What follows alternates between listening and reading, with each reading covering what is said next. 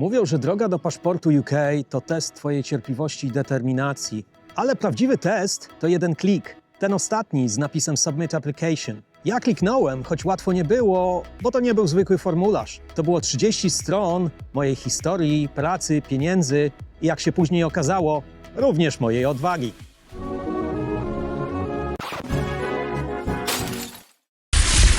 Jeśli wydaje ci się, że test z angielskiego lub też Life in the UK to największe przeszkody do pokonania w drodze po paszport UK, to źle ci się wydaje. Dziś pora na etap, który przeraża jeszcze bardziej. Sam wniosek o obywatelstwo brytyjskie, czyli formularz AN.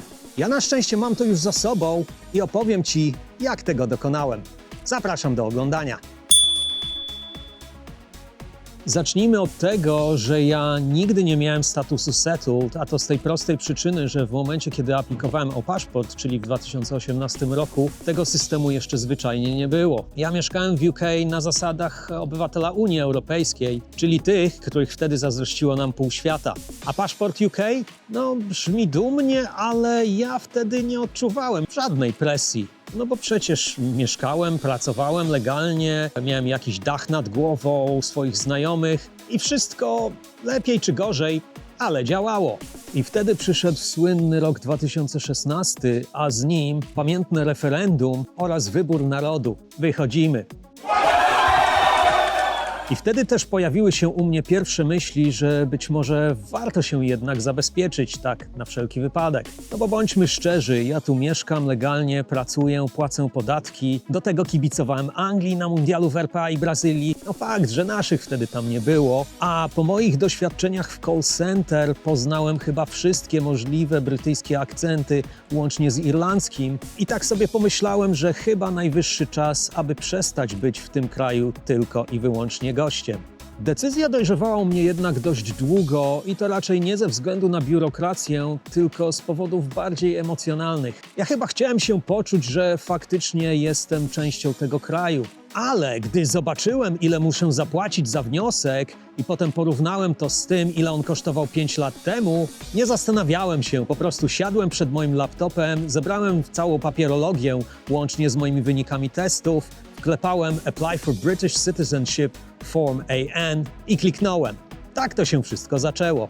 A jeśli tobie jeszcze nie udało się zobaczyć odcinka na temat testu z angielskiego lub też Life in the UK, zapraszam cię do obejrzenia całej mojej serii pod tytułem Paszport UK 2025. Jakby co, link zostawiam w opisie pod tym filmem, w przypiętym komentarzu oraz w rogu ekranu.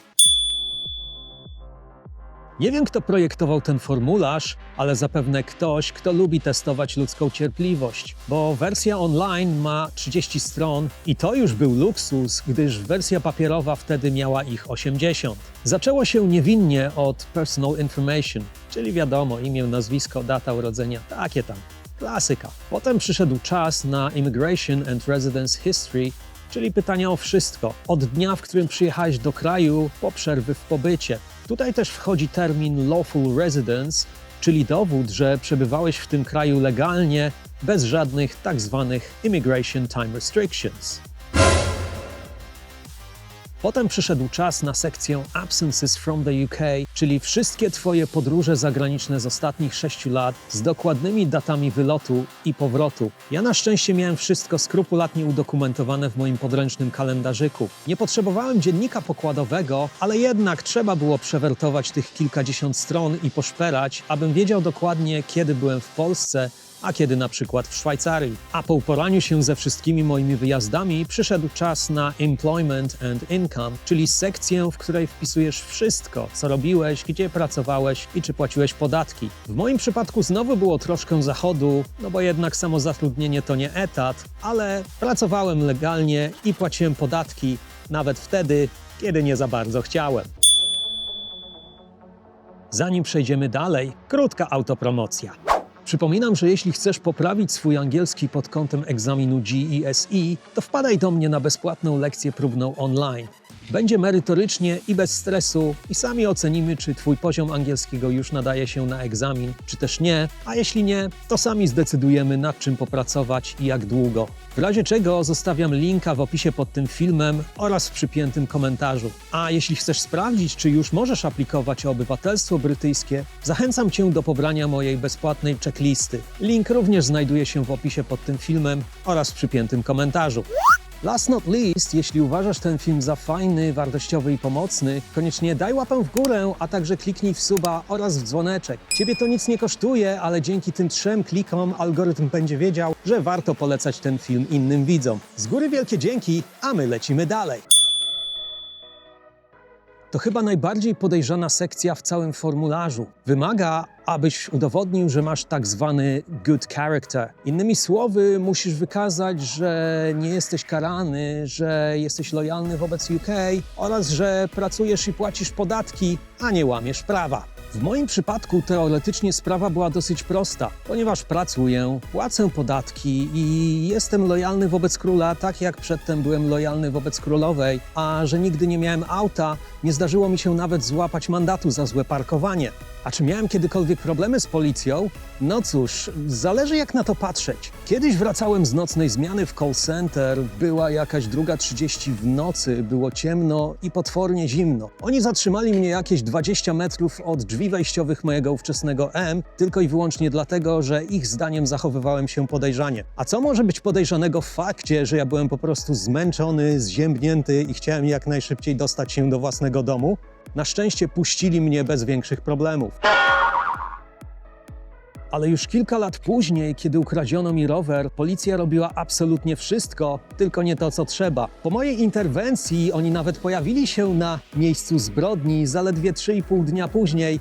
Oczywiście jak wszystko już było pozamiatane. Jak się domyślasz, sprawę umorzono, a ja potem dostałem list, w którym nawet nie było porządnych przeprosin, za to przechwałki, że oni przecież ciężko pracują i rokrocznie odnajdują auta i mienie wartości iluś tam milionów funtów. Ciekawe, jak to jest możliwe, że odnajdują te auta i mienie warte miliony, a nie potrafili odnaleźć roweru wartego 300 funtów? No nie wiem. I zmierzam do tego, że po tych wszystkich wyżej opisanych zdarzeniach czy ja mam pełne prawo powiedzieć, że nigdy nie miałem problemów z policją? No może mój jedyny problem polegał na tym, że ja nie wiem, na co płacę swoje podatki. A może to oni mieli problem ze mną? Nie wiem. W każdym razie w formularzu wpisałem to, co trzeba, bo Home Office niestety ma bardzo średnie poczucie humoru. A czy ty miałeś kiedykolwiek przygody z brytyjską policją? Napisz koniecznie w komentarzu, chętnie przeczytam i odpowiem. To jedna z tych sekcji, która wielu ludziom nastręcza naprawdę wiele stresu i problemów. Chodzi o to, że w formularzu musisz podać dane osobowe 2 gwarantów czy też referentów. Jak zwał, tak zwał. Te osoby muszą cię znać od co najmniej 3 lat, nie być z tobą spokrewnione i mieć wyżej wymieniony good character. W dodatku jedna z tych osób musi należeć do tak zwanej professional group, czyli być na przykład lekarzem, prawnikiem, nauczycielem lub też pracować w lokalnym councilu. W moim przypadku obie osoby miały paszport UK, w dodatku jedna z nich zajmuje wysokie stanowisko w lokalnym councilu i ma fakultet prawa, czyli spełnia wszelkie wymagania home office'u co do joty. Żeby było ciekawiej, ja obydwie osoby poznałem dzięki mojej przygodzie z show biznesem. Jedna z nich jest pochodzenia karaibskiego, a druga afrykańskiego. Witamy w UK, Anno Domini 2025. Obie osoby musiały podać nie tylko swoje imię i nazwisko, ale również wszystkie adresy zamieszkania z ostatnich 5 lat. Dokładnie tak jak ja. I to był swoisty test na moją brytyjską rzeczywistość. Na szczęście ja nie musiałem wydzwaniać po wszystkich swoich znajomych, więc ten test zdałem. Ale choćby na tym przykładzie widać, że wniosek o obywatelstwo brytyjskie to nie tylko historia twojego życia, ale również sieć relacji, które zbudowałeś. No i tu dochodzimy do punktu kulminacyjnego, czyli tej magicznej ostatniej strony z przyciskiem Submit Application. Sprawdzasz swoje dane 3 razy, potem jeszcze 2, a i tak masz wrażenie, że coś mogłeś pomylić, bo to nie jest tylko 30 stron formularza, to jest całe twoje życie w tabelkach, a ja koniec końców zabierałem się do tego klika jak przysłowiowy pies do jeża. Ja za swój wniosek musiałem zapłacić 1330 funtów. Obecnie ta opłata wynosi ponad 1700, ale w niej zawiera się również koszt ceremonii, który ja wtedy musiałem pokryć osobno. Ale w tym momencie, szczerze mówiąc, nie myślisz o pieniądzach, tylko o tym, że zmieniasz coś wielkiego w swoim życiu, nawet jeśli ta zmiana wygląda trochę jak rosyjska ruletka. No w końcu kliknąłem i wtedy też poczułem takie dziwne uczucie pustki, jak po długim biegu. Niby dobiegasz do mety, ale nie wiesz co dalej.